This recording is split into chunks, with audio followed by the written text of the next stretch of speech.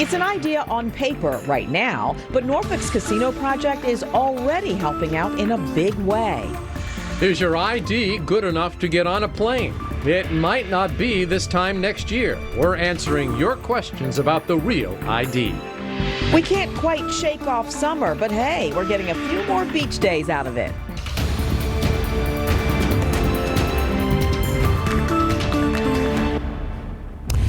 Those stories in moments, but first, stranger danger in the halls.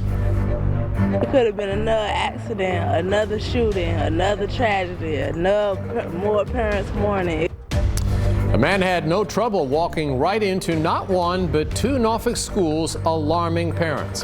That is our top story this Tuesday night. Thanks for staying up. I'm David Allen. And I'm Nicole Livas. This is something that could have been a lot scarier. Police say a man managed to get into Ghent Elementary School. His adventure didn't stop there. He also found his way into Maury High School right across the street. This all ended with him in handcuffs and parents asking a lot of questions. Namely, how was he able to get inside twice? Madeline Schmidt starts us off with new details on the story we broke at 6. A strange morning for two Norfolk schools just across the street from each other. It started at Ghent School around 8 when police say 25-year-old Desmond Moore went in the building through a malfunctioning door. He was escorted out by a parent and staff members. The guy could have went in school and kidnapped some kids. Anything could have happened. No one would have never even known. But then police say he went to Maury High School where a student let him in. A teacher spotted Moore. This time police were called and he was arrested. Moore faces 2 counts of trespassing on school property. We're told he was not armed. Some parents were dismayed at what happened, calling on the district to do more. I think they should get more secure at these schools, especially these elementary schools, because something's going to happen if this keeps going on. Others weren't as concerned. I mean, all the doors are locked. I think that's pretty good security. All they can probably do is tell the students probably not to let people they don't know inside the school. The district sent a statement to parents saying in part, your child's safety and security is a top priority for all of us. We value your support as we work together to keep our schools safe. Please discuss with your child the importance of never opening doors and alerting school personnel if they see or hear anything inappropriate. All right, Madeline joins us live in Ghent tonight. And Madeline, am I correct here that Maury High School got a heads up that something wasn't right? Yes, that is right, David. So after Moore was escorted out of the elementary school across the street, the staff over there then called right over here to Maury High School, and they alerted the staff over here to Moore. We also know that parents did get a phone call explaining what happened after Moore was arrested. Madeline, thanks. And here's another look at the suspect, Desmond Moore. No word yet on why he did this, but we do know Moore is facing 2 counts each of trespassing on school property. All right, let's take you live outside. A very pleasant evening outside. Maybe your AC is finally catching a break, but it'll be putting in some overtime tomorrow. The chief is here with the summer-like sizzler that's on the way. Yeah, record breaker. That's what we're expecting anyway. You can see right now, not bad. 72 degrees, a little bit above where it should be this time of year. But let's take a look at what's been going on here over the last 20 hours, up into the mid-80s. That's even above normal. However, again, going ahead from here, here's what we're expecting. 89 is the record from 1941. And we are expecting 92 degrees tomorrow. So we'll be back to tell you how long this heat lasts. All right, another look at the temperature outside right now. Remember, we're keeping you updated with the new and improved 13 News Now app. It's free in your app store. We told you about this story first on the app. Norfolk bets big on a casino to pump money into schools. Ground isn't even broken on that glistening tower, but already the sale of the land is helping to fund big improvements. That resolution was passed just a few hours ago at City Hall. It earmarked capital improvement projects for 2 schools, Booker T. Washington and Maury High. Tonight's resolution puts them at the top of the list for the money the city got from the Pamunkey tribe in exchange for 14 acres next to Harbor Park for the project. I love Norfolk Public Schools, and I want this council to work to fund them with sustainable and guaranteed revenue, not a one-time purchase from a tribe. We believe this is a decision that the people of Norfolk should make, not the 8 people sitting on this council.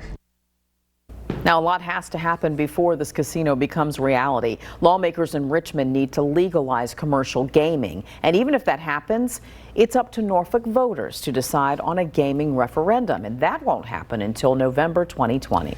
That project could be a real wild card for Norfolk's economy. In fact, just today we got a report card of sorts on how Hampton Roads is doing financially. It's from the Bryan Trusted ODU. The bottom line, things are good, but there are a few problems on the horizon.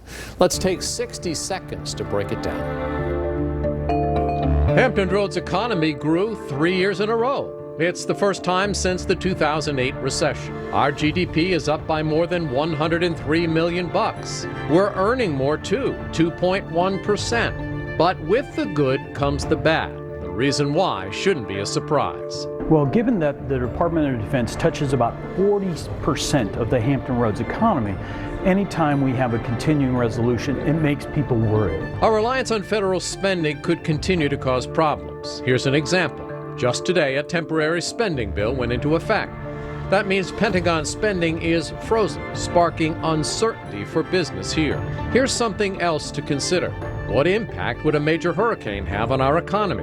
The team at ODU says it's a big one. What we found is that a Category 2 hurricane coming ashore in Hampton Roads would account for about $20 billion in physical damage and about $25 billion in lost economic activity in the first year. Some big numbers there. There is a lot in this report. I'm talking 174 pages worth of numbers and facts and figures. You want to do a deep dive? The whole thing is posted in this story on 13newsnow.com. Let's get to three big stories we're following tonight, starting with scammers targeting your money. The U.S. Marshal's Office says someone is spoofing their number to try and trick people out of money. If you get one, call the FBI and file a report with the FTC. They can find patterns to track down who is doing this. Suffolk police think they have their man in yesterday's homicide. This is LaQuinton Blackwell. He's accused of killing Antoine Johnson. Johnson was found dead inside a home on Atkins Circle. Blackwell faces second-degree murder charges now. And free on-street parking at the oceanfront started today. That includes most of Atlantic Avenue. You can park for 2 hours from 11 a.m. to 11 p.m. Overnight parking, though, could mean a trip to the towing yard. The hope here, to boost business during the off-season. 365 days from now, you won't make it through TSA at the airport if you don't have one of these. It's the Real ID, and exactly a year from now, you'll need it to catch a flight. You may have it already. Here's what to look for. If you want to know if your driver's license is Real ID compliant, look in the upper right corner for a small star. That's what indicates to the TSA agents that it is Real ID compliant. All right, we know there are a lot of questions here. Let me try to answer some. First up, can you get a Real ID at the DMV? Well, absolutely you can. Another question, can you use it on your next cruise? Well, no, you cannot. The Department of Homeland Security says you can't use a Real ID for international sea cruise travel. What about kids? Will they need an ID card to board a flight? Well, I can tell you that is another no. The TSA doesn't require anyone under 18 to provide an ID when traveling with someone. That person's Real ID is enough. And remember, the deadline to get that Real ID a year from now, October 1st, 2020.